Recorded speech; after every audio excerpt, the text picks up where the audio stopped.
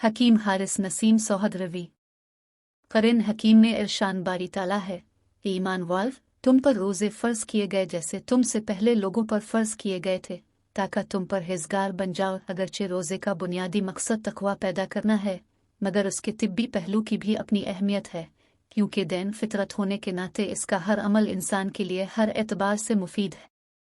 तिब्बी माहिरीन के मुताबिक रोज़ा न सिर्फ इंसान को मुख्तलिफ तिब्बी अमराज से महफूज रखता है, बल्कि उम्र में इजाफे का बाइस भी बनता है। रोज़ा मैदे की इस्लाह और निज़ाम हज़म दुरुस्त करता है। मेडिकल साइंस के मुताबिक मुतअद्दिद अमराज की वजह मैदे के निज़ाम की खराबी है, जबकि रोज़े से मैदा चाक व चौबंद होकर जिस्म की खिदमत के लिए मुस्तैद हो जाता है। चूँकि एक मखसूस वक्त तक कुछ खाया पिया नहीं जाता है, तो इस अरसे में मैदे और उसके मुतालिका आज़ा को आराम का मौका मिल जाता है। रोज़े की वजह से जिस्मानी आज़ा की कारकर्दगी बढ़ जाती है, जिससे सेहत बेहतर हो जाती है। तंबाकू नोश अफराद मान सियाम में इस इल्लत से निजात हासिल कर सकते हैं। दरअसल पूरा दिन रोज़े की हालत में गुजरता है और इस दौरान तंबाकू नोशी से भी इज्तनाब बढ़ता जाता है।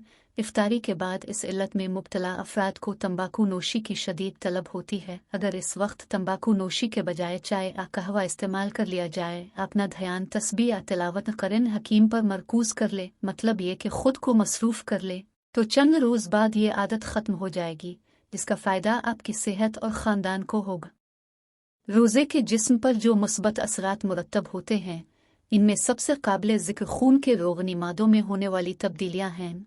ख़ास तौर पर मुफीद कोलेस्ट्रॉल HDL की मिकदार में मुतवाज़िन इजाफा हो जाता है, निचता दिल की शरियानों को तहफ़्फ़ुज़ मिलता है। इसके अलावा मुज़िर चिकनाई LDL और ट्राइग्लिसराइड की सतह भी मामूल पर आ जाती है। इसके अलावा रोज़ों की वजह से चिकनाइयों के इस्तेहले मेटाबॉलिज्म की शरह बहुत अच्छी हो जाती है, जिसके सेहत कल्ब पर मुफीद असरात मुरतब होते हैं।